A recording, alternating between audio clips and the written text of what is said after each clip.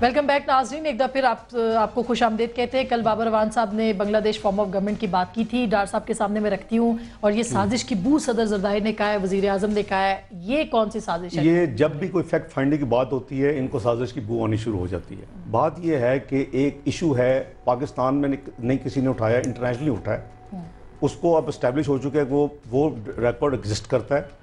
اس کے ایسی چیزیں ہیں جو کہ کوئی پارلیمنٹ کی کمیٹی نہیں کر سکتی۔ اسٹیٹ ٹو اسٹیٹ آپ کو اس کی فرانزک آڈٹ کے لیے جانا پڑے گا، کیونکہ آپ کو کینیڈین وہ جو ملٹا نیشنل ہے وہ تو نہیں دے گی کمیٹی کو ریکارڈ، یا مجھے ایز ممبر، یا تو سپریم کورٹ کی ڈائریکشن پہ ایگزیکٹو جائے گی اور وہ ان سے لے گی، یا سپریم کورٹ ڈائریکٹلی اپنے انویسٹیگیٹر کو ریکویسٹ ڈائریکٹ کرے گا۔ کسی نے وہ ریکارڈ دیکھنا ہے۔ جب آپ اس میمو کو کنیکٹ کریں کہ الیکشن ہو جائے گی اگر ایسا ہوتا ہے۔ اگر جی فرماؤ شیخ صاحب۔ میں ڈار صاحب زیادہ پڑھ لے کمپیوٹرائز، مجھے تو یہ نہیں آتا کمپیوٹر، یہ سارے پکے کام کیے ہیں اگلوں نے۔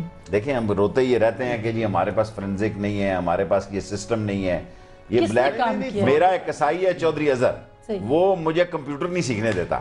میں نے اسے پوچھا یار میں نے سیکھنا ہے، میں پرسوں کا لگاؤں کہ 10 محرم کے بعد میں نے سیکھنا شروع۔ اس نے کہا سارے بندے اس کمپیوٹر نہ لی پھنس دے جے۔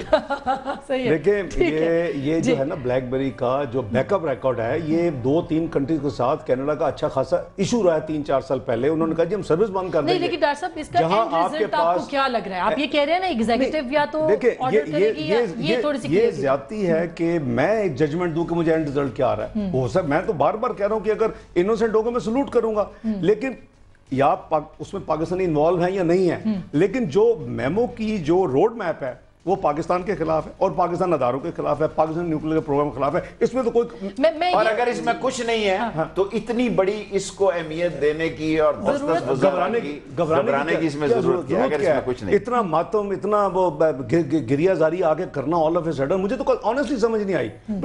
Give it a due process جیسے آسما بہن کہہ رہی ہیں، اور وہ پتہ چل جائے گا۔ 3 ہفتے نہیں لگے، کوئی اور آگے پیچھے چند دن لگ جائیں گے، لیکن یہ یعنی آڈیٹیبل ہے، یہ ڈھونڈا جا سکتا ہے، کوئی ایسی بات نہیں ہے، یہ کلک ہوگا۔ میں یہ بالکل آپ نے صحیح کہا ہے۔ میں ڈار صاحب کا سوال جو میں نے ان سے پوچھا ہے آسما آپ کے سامنے رکھتی ہوں کہ اگر یہ مطلب اس کا اینڈ ریزلٹ کیا نکل سکتا ہے 2 صورتوں میں، آپ کو کیا نظر آ رہا ہے دونوں صورتوں میں؟ دیکھیں میں تو معذرت کے ساتھ ذرا مایوس ہوں۔ مجھے تو لگتا ہے کہ کس نے طے کیا ہے؟ جس طریقے سے چیزیں دیکھیں، یہ ججمنٹ میرے لیے بڑی عجیب و غریب ہے، جہاں پہ آپ یہ ججمنٹ ایسی ہے کہ جو کہ ایک طریقے سے پرسیپشن یہ پوری طرح دے دیا گیا ہے کہ بھئی یہ گلٹی ہیں، ٹریزن بھی ہو سکتا ہے، یہ بھی ہو سکتا ہے، ہائپ کریٹ کر دی۔ مگر اگر یہ صحیح طریقے سے مقدمہ چلتا تو میاں نواز شریف صاحب جا کے پرائیویٹ کمپلینٹ درج کرتے ہیں، اور اگر پرائیویٹ کمپلینٹ میں نہ کوئی ہلتا تو پھر عدالتوں میں اوپر جاتے، اوپر سے جا کے نیچے نہیں آیا جاتا۔ مگر چلیں یہ اپنی نوعیت کا کیس ہے، وہاں چلے جائیں، وہاں سے کرا لیں، کوئی اعتراض نہیں ہے۔ ہم تو کیونکہ وکیل جو ہے وہ تو ڈیو پروسیس کی تلاش میں ہوتا ہے، اور اگر مجھے ڈیو پروسیس ملے گا، اگر میرا کلائنٹ گلٹی ہوگا تو مجھے کیا، روز ہم مقدمے جیتتے ہیں، ہم مقدمے ہارتے ہیں، مگر ہمیں۔ اور آپ کو لگ رہا ہے کہ سسٹم کو بھی اس کو رول بیک کیا جا سکتا ہے؟ سسٹم کس چیز کو جی؟ دیکھیں اگر اس طرح ججمنٹس آنے لگیں تو پھر ایک مایوسی تو ہوتی ہے نا کہ یہ کیسے آ گئی، سنا نہیں گیا، کیا وجہ ہے۔ کوئی سپریم کورٹ بھی کوئی ایسی معذرت کے ساتھ اتنی بڑی ہولی کاؤ نہیں ہے کہ ہم کہیں کہ آسما یہ جو کہہ رہے ہیں کہ اٹارنی جنرل سے پوچھا، میں نے ٹی وی میں دیکھا ہے، ان سے اٹارنی جنرل سے پوچھا گیا، وہ ہمارے کالج فیلو ہیں، کہ آپ کو اس پہ اعتراض ہے، یہ آپ بہتر بتا سکتی ہیں، جو ٹی وی میں آ رہا ہے۔ انہوں نے کہا کہ مجھے کوئی اعتراض نہیں، اور بابر اعوان صاحب بھی وہاں تشریف فرما تھے۔ آج انہوں نے تردید بھی کر دی۔ دونوں تھرو آؤٹ موجود تھے، میں بھی تھرو آؤٹ موجود تھا، 20 سے 25 منٹ ان کو ملا۔ وہ موجود ضرور تھے، اور میں تو اس کو آپ کو جیسے پہلے میں نے عرض کی، میں اس میں تب میں نے نہ کر دی ہوئی تھی، میں کیونکہ خود نہیں تھی موجود وہاں پہ عدالت میں۔ دیکھیں اٹارنی جنرل کرتا ہے ریپرزینٹ فیڈریشن کو، لیکن یہ کیس بھی حسین حقانی کے خلاف نہیں داخل کیا انہوں نے، اس کا کوئی تعلق نہیں رسپونڈنٹ ہے اس کیس میں۔ حسین حقانی کا کہیں نام نہیں ہے، جا رہی ہیں وہ تو آپ سیاسی رسپونڈنٹ ہے۔ سر نہیں رسپونڈنٹ ہے، منصور اعجاز رسپونڈنٹ ہے، اور رسپونڈنٹ ہے، ای سی ایل پہ ان کا نام ڈالا گیا ہے، تو دیکھیں بہت ساری چیزیں ہیں، جب میں یہ جواب بناؤں گی میں آپ کو دکھاؤں گی، آپ کے میڈیا میں آئے گا. ابھی تو میں انسٹرکشنز آہستہ آہستہ لے رہی ہوں اپنے کلائنٹ سے اور چیزیں جمع کر رہی ہوں، تو کوئی نہ کوئی پکچر سامنے آئے گی آپ کے کہ کیا بات کس طرح ہے. مگر جب پہلے ہی آپ نے اتنی ہائپ کر دی تو میں کہاں سے شروع ہوں گی، کس جگہ سے شروع ہوں گی. اب آپ کہتے ہیں ٹریزن کی بات، مجھے تو ویسے یہ میمو دیکھ کے یوں لگا کہ جیسے کوئی شیخ چلی، کوئی بڑا ہی ڈینجرس شیخ چلی نے یہ میمو لکھا ہے. عجیب سا میمو، کوئی مجھے تو کسی انٹیلیجنٹ بندے کا وہ میمو نہ انٹیلیجنٹ کا نہ انٹیلیجنس کا، ایسا بے وقوفانہ اور ڈینجرس. ہاں بالکل.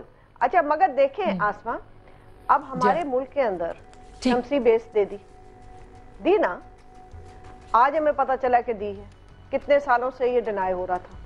مجھے پچھلے اخبارات اٹھا کے دکھا دیں کس دن حکومت نے بتایا اس قوم کے لوگوں کو کہ ہم نے یہ دی. ٹھیک ہے، جنرل مشرف کے خلاف انہوں نے 2 دفعہ آئین کو توڑا ہے، کیوں نہیں گئے؟ پولیٹیکل پارٹیز کیوں نہیں گئی؟ یہ میں ڈار صاحب سے سوال پوچھا ہے، بڑی لمبی جدوجہد ہے اور اس میں کوئی دو رائے نہیں ہے. ایک منٹ آسما، یہ میں ایز اے لائر نہیں بات کرتی ہوں، میں ایز اے پرسن یہ بات کرتی ہوں کہ اگر میں پھر فوج کو بالا تر نہ سمجھوں، اباو دا لا نہ سمجھوں، تو پھر کیا سمجھوں؟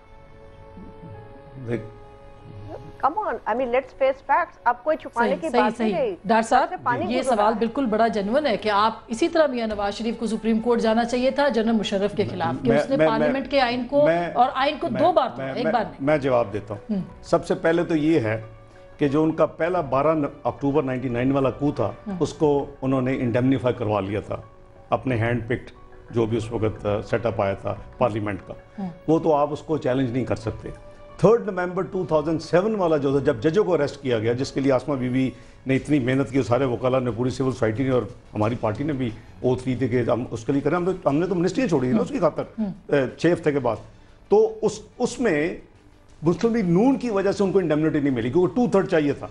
ہمیں پیپلز پارٹی نے یہ انسسٹ کیا کہ ہماری کمٹمنٹ ہے مشرف صاحب کے جانے کے لیے کہ ان کو انڈیمنیٹی دی جائے گی. اور دوسری جو ان کے الائز تھے انہوں نے بھی یہ کہا، یہ میں یعنی پرسنلی اس میٹنگ میں پریزنٹ تھا. یہ 7 اگست کو ہمارا میمو ہوتا ہے جب انہوں نے امپیچمنٹ کو بچانے سے ریزائن کر دیا تو within 24 hours میٹنگ ہوتی ہے. ایک میری بات سن لیں، انڈیمنیٹی ہم نے نہیں دینے دی. دیٹ مینس کہ دیٹ از اوپن ناؤ.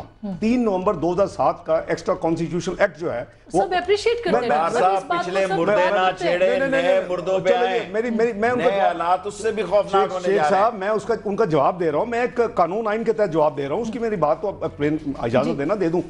اب وہ فیڈرل حکومت آرٹیکل 6 کے تحت مقدمہ درج کرا سکتی ہے. انیشیل ایکشن انہوں نے لینا ہے، ہماری فیڈرل گورنمنٹ تو نہیں ہے. ہوگی 3 نومبر کا ایکشن انڈیمنیفائی نہیں ہوا، اور اگر گورنمنٹ کا ہوتا ہے تو کسی بھی گورنمنٹ یہ بھی کر سکتی ہے. بگٹی کے کیس میں چلے جاتے، بگٹی قتل کیس میں چلے جاتے ڈار صاحب. نہیں تو میں ویسے آپ کی اجازت سے یہ 2-3 لائنیں صرف اجازت تو پڑھ لوں. جی اگر کوئی آتھر یہ لکھے Pakistan was created in a hurry and without giving detailed thought to various aspects of nation and state building, perhaps it is time to rectify that mistake. Pakistan کے بننے کو مسٹیک کہا جا رہا ہے. By taking a long term view, both Pakistan elite and their US benefactors would have to participate in transforming Pakistan into a functional rather than ideological state. اب یہ کیا میسج ہے؟ میں کیوں نہ شک کروں؟ میں شک ہے. اور اتنا بڑا میمو آتا ہے تو ہم رسپونڈنٹ حسین حقانی صاحب کو بنانا پڑے گا. لیکن یہ تو سوچ ہے نا اس کے اوپر غداری کا. اسی طرح تو جاوید ہاشمی پہ بھی غداری کا مقدمہ، کیا وہ غدار تھے؟ یہ کتاب ہے ان کی، یہ کتاب ہے ان کی اپنے. آتھر ہے نا وہ، تو ایک تھنکر ہے نا وہ، تو اس کی کتاب لکھی ہے. پاکستان کی مسٹیک ہے تو پھر تو میرا خیال ہے وہ تو کہتا ہے پاکستان بننے ہی مسٹیک ہے. اور یہ ان کی کتاب ہے نا. اور منصور اجاز کی بھی کتاب لانی چاہیے تھی ڈار صاحب. دیکھیں Mansoor Ijaz is American citizen, he has no loyalty. Sir پھر ان کو ایمبیسڈر نہیں بننے دینا تھا. جب یہ ایمبیسڈر بنے تھے تب آپ ریزائن کرتے. دیکھیں میں آپ سے نہیں، سوری ڈار صاحب، آپ سے یہ ایگریمنٹ نہیں ہو سکتی ہے. دیکھیں میں یہ نہیں کہہ رہا ٹوپی نہ ڈالیں اور ایک کتاب کو آؤٹ آف کانٹیکسٹ نہ پڑھیں. نمبر 1. نمبر 2 یہ بات ہے کہ پھر تو اگر آپ کو یہ اختلاف تھا. لیٹ می سے فار دس دیکھیں جب وہاں دورانی ایمبیسڈر تھا، this was the master plan کہ حسین حقانی کو لندن میں امریکہ میں اور اس کو لندن میں کیا نام ہے اس کا واجد کو لندن میں اور جو ہے ایک دبئی میں مجھے نام بھول گیا، یہ جب ساری باتیں ہوتی تھی کیونکہ حسین حقانی صاحب مشرف صاحب کو بھی بے انتہا خط لکھا کرتے تھے، اتنے کہ ان کے لیے علیحدہ ہی ڈیسک بنا دیا گیا تھا۔ اصل مسئلہ یہ ہے کہ دیکھیں لوگوں کو لوگ اپنی اپنی پوسٹوں پہ بیٹھے تھے اور یہ بعض اوقات یہ ساری چیزیں جو ہوتی تھی جب مذاکرات ہوتے تھے اس وقت میں اس حکومت میں تھا۔ شیخ صاحب ون لائنر کیا ہے اب چونکہ وائنڈ اپ میں سمجھتا ہوں کہ حسین حقانی جو ہے وہ انفلوئنس کیا ہو سکتا ہے اس کا آرٹیکل 6 اس پہ آ سکتا ہے؟ دیکھیں مجھے یہ نہیں پتا، دیکھیں یہ بڑا مجھ سے آپ بڑا سوال نہ پوچھیں، میں نے زندگی میں اپنے سے بڑا کام نہیں کیا، جو میرے سائز کی بات ہے میں سمجھتا ہوں کہ حسین حقانی سے یہ کیس جو ہے اس پہ بہتر انویسٹیگیشن کی جائے اور اس انویسٹیگیشن کی شکل کو آخری شکل دے کر جو اس کے حقائق ہیں جو اس کے قانون کی زد میں آتے ہیں قانون اس پہ عمل کریں۔ بہت بہت شکریہ، تھینک یو ویری مچ۔ میرا خیال ہے کہ آپ نے گفتگو سنی ہے، میرے ضرورت نہیں ہے، لیکن بات یہ ہے کہ بات اب نکلی ہے تو دور تلک جائے گی، اتنا معاملہ آسان اور سادہ نہیں ہے، کہیں نہ کہیں تو فکس ہوگا۔ چھوٹی قربانی مسترد یا بڑی قربانی کے لیے جدوجہد، ایک چھوٹی سی جو غلطی ہے وہ بہت بڑا خمیازہ بن سکتی ہے۔ اس غلطی کا انجام کیا ہو سکتا ہے، فیصلہ آپ کا۔